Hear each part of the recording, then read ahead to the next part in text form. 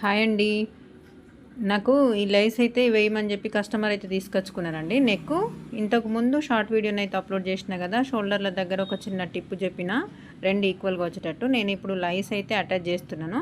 ఈ లైస్ అనేది చాలా వరకు ఎట్లా చేస్తున్నాను అంటే, స్టిచ్చింగ్ చేసిన తర్వాత పైనుంచి వేసుకొస్తురండి. బ్యాక్ సైడ్ ఉన్న ఆ వెడల్పు పట్టి కూడా మనకు కనిపించేటట్టు ఉంటుంది.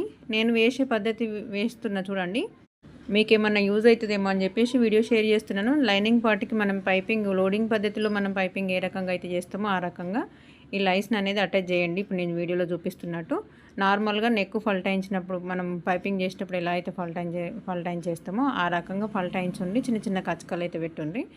లైనింగ్ పార్ట్ సైడ్ అంటే మనకు ఎక్కడ కూడా మూలలు అనేటివి ఏం లేవు కదా, రౌండ్ నెక్కే కాబట్టి నేను ఇంకొక కుట్టు అనుగుడు కుట్టు వేసుకొచ్చిన. డైరెక్ట్ కూడా వేయొచ్చండి. చూడండి ఎంత నీట్గా కనిపిస్తుందో, చూడడానికి మాత్రం సూపర్గా వస్తుందండి. ఓన్లీ మనకు బయటకు ఏవైతే చిన్న చిన్న ఇట్లా కోన్ షేప్ లాగానైతుందో డిజైన్, ఆ డిజైన్ మట్టికే కనిపిస్తుంది. లోడింగ్ పద్ధతిలోనే మనం డోరీస్ కూడా లోడింగ్ పద్ధతిలోనే వేస్తే లుక్ అనేది మంచి ఫినిషింగ్తోనైతే ఇవ్వచ్చండి. కస్టమర్లకు చాలా బాగా నచ్చుతుంది. ఈ నెక్ అనేది టోటల్గా కట్ చేసేసి కచ్చకలు అయితే కంపల్సరీ బ్యాక్ పార్ట్కి కానీ ఫ్రంట్కి కానీ కరువులు తిరిగే దగ్గర ఖచ్చితంగా చిన్న చిన్న కచ్చకలు అయితే ఖచ్చితంగా ఇవ్వాల్సిందండి. చూడండి ఎంత బాగుంటుందో.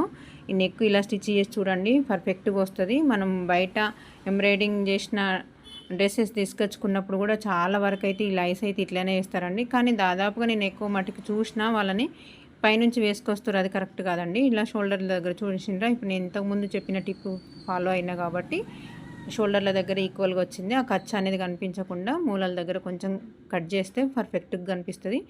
ఈ